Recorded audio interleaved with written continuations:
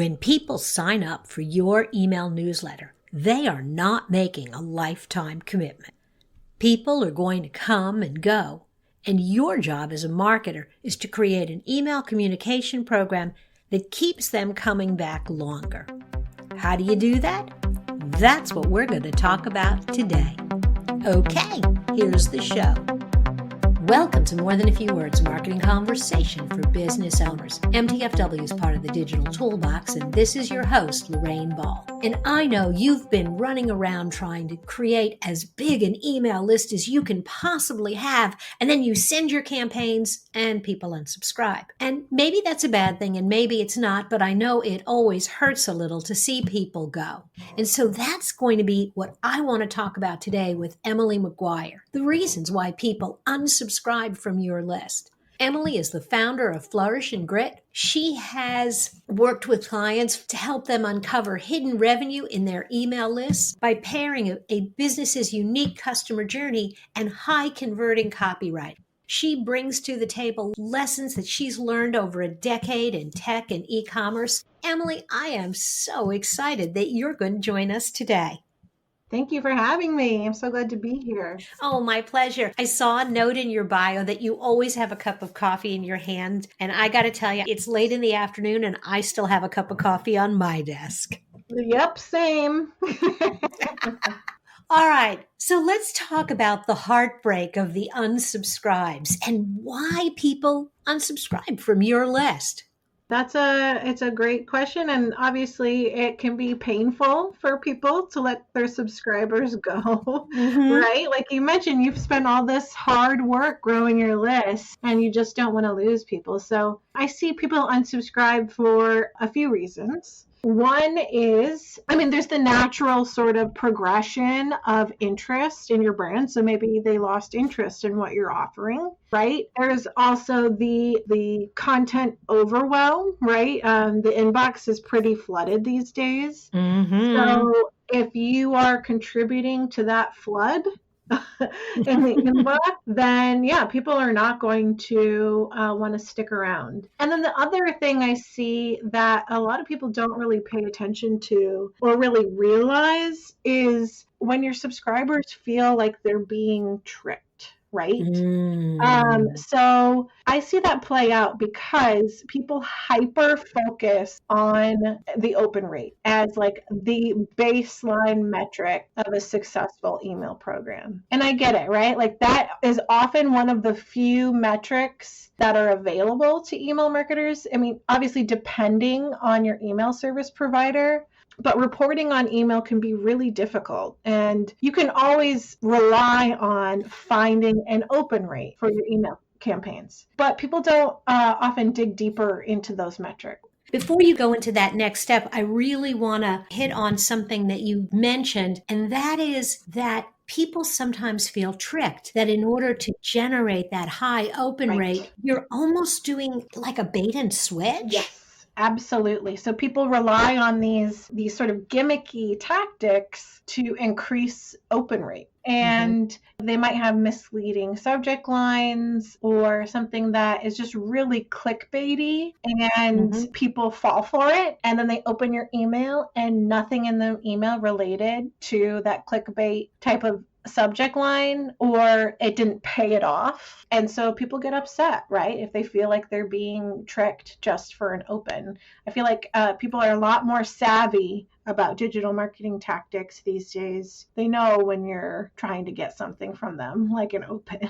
It's so interesting because when people focus on that number, and so then they do these things that essentially get unqualified people to open the email because they're looking for the pot of gold at the end of the rainbow, and all you're going to give them is a bag of clover. Right. But the people that come following that rainbow aren't really your customers or aren't really good prospects. So you're measuring the amount of bad traffic that's coming to you. Exactly. That's a great point, a great observation. And like when you're relying on gimmicks, those tend to be very short-term results. like incredibly short-term results. And sometimes those will immediately improve your bottom line, but then you have to keep chasing those same tactics, which usually result in a lot of churn. At least that's been my experience. So again, like you're looking at trying to increase your open rates, but what are you giving up in exchange for that? What are you risking there? Okay, so let's kind of go there, and then I want to kind of talk about, well, what do you put in the content? But what kind of things can you do with that subject line that doesn't maybe trick people? How do you create subject lines that tell people what they're really getting, but are still interesting enough to get them to click? Yeah, so one of the tricks I learned, can't even remember where I learned this, a mentor or a conference or something, is putting the word you in a subject line. It's been shown to increase open rates. And from my perspective, as somebody who writes a lot of subject lines, it also helps you get in a different mindset as a marketer, right? It helps you look at, what is going to be the end benefit for the subscriber to open this email. And people want to know, what's in it for me. So if you're able to speak to that and talk to your audience like they're real people, instead of using language like,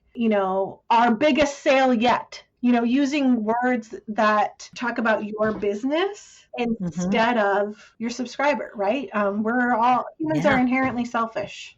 So we want to know about ourselves first. Absolutely. So even something like, instead of our biggest sale, your savings inside, Yes. I love just that addition of the word you, because it brings it to me personal. Right. Okay. So now I've got them in my email. I haven't written a deceptive subject line, but sometimes people still unsubscribe. What can I do about the experience inside the email that will encourage them to hang around for the next one, the next one, and the next one? Yeah, that's a great question. So obviously you have to know your audience, know what they want, what questions are they asking, what are their aspirations, and tailor your content and offers to speak to what they're trying to achieve in their life, what challenges they're trying to overcome. If you structure all of those things, whether it's a sale or, a thought leadership piece around what is going to help this person, you're always going to keep people around, right? Because they're going to feel seen, they're going to feel like you understand them, and you're not just trying to squeeze an extra buck out of them.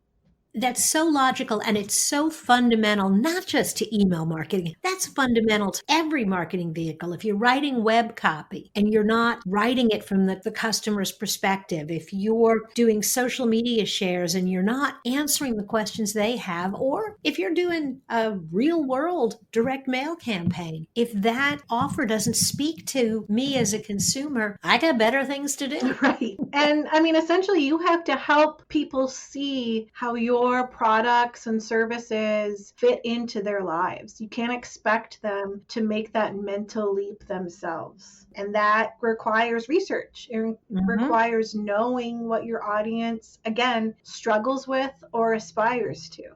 Absolutely. Emily, this has been awesome. I am going to encourage all of my listeners to hop over to flourishgrit.com/open, because they will find your action guide for boosting your email open rates ASAP. And I'm going to encourage them to also poke around on the rest of your website, because there's a lot of great stuff there. Thank you so much. I appreciate that. Thanks again for being a part of the show. Thank you. If you've enjoyed today's conversation, if you'd like to take the next step with your marketing, be sure to hop over to the Digital Toolbox at digitaltoolboxin.com. This has been another episode of More Than a Few Words. Thanks for listening.